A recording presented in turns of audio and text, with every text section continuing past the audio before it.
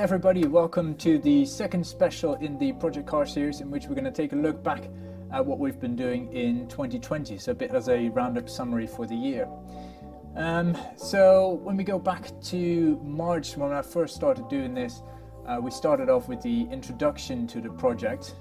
So I told a bit about what we're going to do in this project, what's it about, why I'm doing it, and hopefully trying to interest you in subscribing to the channel.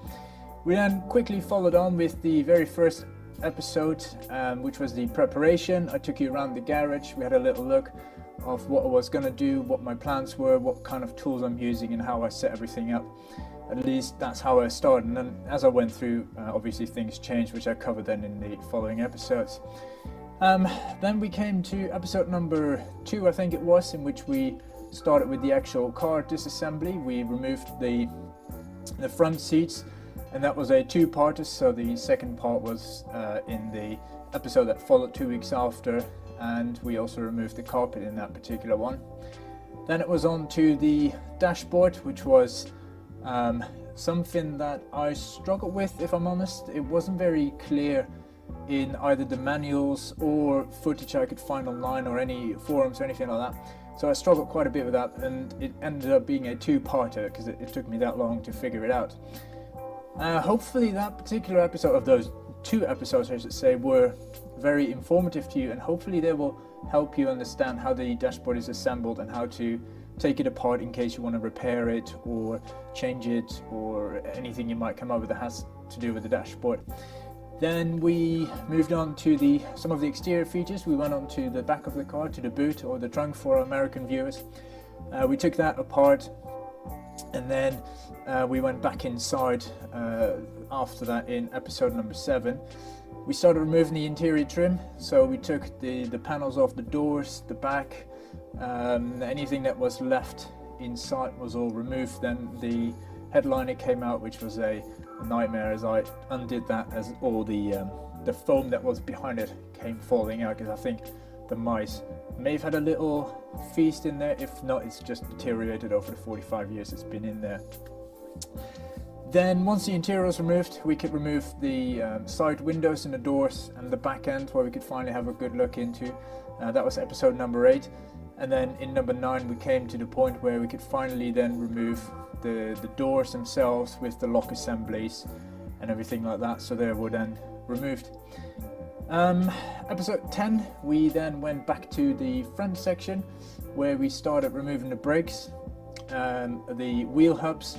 Even though I said I wasn't going to, I still ended up doing it, which complicated things for me down the line, but anyway, that was all sorted later on. So yeah, the brakes went off, the wheel hubs, and then we had a quick look at taking off the drivetrain using the drive shaft and whatnot. Then we stayed at the front, but before I decided to remove the engine, I presented you guys with my very first special episode, which was the collection of the car for its chem dipping process. So that was a quick time lapse of the car being loaded and then shipped off.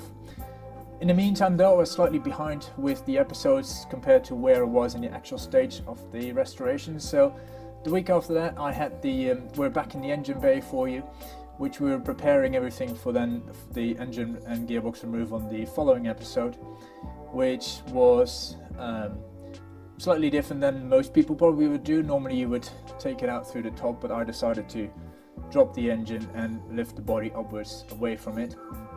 That went all fairly smoothly once I figured out that the gearbox was still attached to the car using my strap, which was quite a rookie mistake, shall we say. But anyway, that was then sorted, and then I came into the struggle of having to remove the engine from the gearbox, or rather the gearbox from the engine. The crane and the trolley didn't really mate together, if you want to call it, so that was quite a struggle to get it done. Eventually that was done, and that finished then episode 13. In episode 14 we covered the remaining bit in the back, which was the rear subframe. That was then dropped off the same way as we did the front engine system, and that was then taken down. And last but not least, we covered removing of the windscreen, another item that is very little explained on the internet. I can't find any good references on how to do it. People seem to have different opinions. I did it my way, which seemed to have worked. It was a fairly straightforward job in the end, and hopefully that episode was of good value. I've got some really good feedback on that, so I was quite pleased with it. So that was pretty much the end of 2020 by then. I decided not to upload the last episode during Christmas because I thought, you know, people are spending time with their family and they don't want to watch some random dude in his garage. So I decided to push that to next year, so that'll be the first episode coming next week. What I did do was this particular special number 2, the 2020 summary. So what are we going to do next year, because that's probably what you're after. Like I said, first off, we're going to do episode 16, in which we disassemble the rear subframe. We take that all apart, and then we'll start at the metalwork that I'm doing, the modification I'm doing. As you might see underneath me, I've already started doing a lot, and the boot doesn't look like it did a few weeks ago. Then once that is all done, the car will be resprayed, repainted, and then we finally come to assembling the car again. So until we come up to the stage where we start assembling, the bodywork will take quite some time, and it's a lot of repetitive work, so I'm not entirely sure how many episodes I'm going to do and how frequently I'll be able to upload them.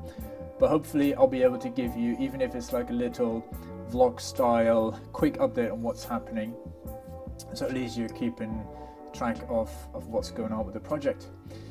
And that's it for this particular special. Hopefully, like I said, you've had a nice holidays and enjoy your Christmas, and all that I can do is wish you all the best for next year, and hopefully you'll be able to join me again then. See ya, bye bye.